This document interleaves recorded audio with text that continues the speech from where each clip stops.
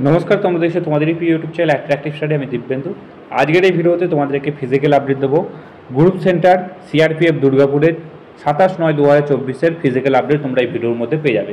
কতজন candidate present ছিল, কতজন ক্যান্ডিডেট কোয়ালিফাই করলো, বিস্তারিত আপডেট তোমরা এই সমস্ত কিছু এই ভিডিওর মধ্যে পেয়ে যাবে।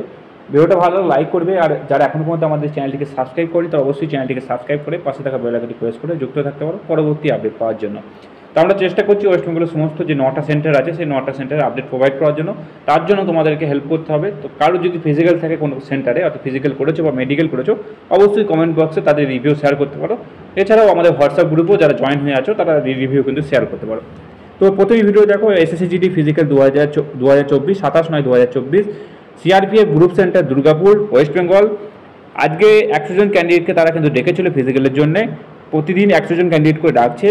প্রেজেন্ট আজকে ছিল 80 থেকে 83 জন মতো ক্যান্ডিডেট। দেখো, এটা সূত্র মারফত পাওয়া, অর্থাৎ আমাদের ক্যান্ডিডেট মারফত যেটা জানতে পারছি সেটা 80 থেকে 83 জন মতো ক্যান্ডিডেট এখানে প্রেজেন্ট ছিল।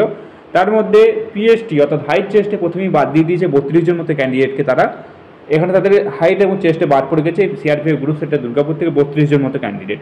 তো পিইটির জন্য বেঁচে ছিল মাত্র 49 থেকে 50 জন মতো ক্যান্ডিডেট তাদের পিইটির জন্য অর্থাৎ রানিংয়ের জন্য বেঁচে ছিল। তো রানিং তারা যারা 49 জন ক্যান্ডিডেট রানিং করেছে এখানে সকাল 10:30টা হবে। এখানে সকাল 10:30টার সময় তারা কিন্তু রানিং করেছে। ফার্স্ট গ্রুপে যে রানিং হয়েছে সে সকাল 10:30টার সময় রানিং হয়েছে। তো আগে আমরা দেখেছি যে 12:30, 12টা এরকম সময় রানিং হচ্ছে, কিন্তু এখন ধীরে ধীরে টাইমিং কমে আসছে। তাই আজ প্রথম যে রানিং হয়েছে সেটা 10:30টার সময়।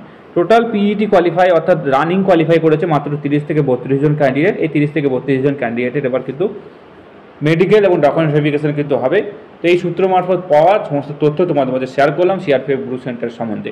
তো এই ছিল আপডেট। ভিডিওটা ভালো লাইক করে দিও, আর চ্যানেলটি সাবস্ক্রাইব না করলে অবশ্যই চ্যানেলটি সাবস্ক্রাইব করে পাশে থাকা বেল আইকনটি প্রেস করে যুক্ত থাকতে পারো পরবর্তী আপডেট পাওয়ার জন্য।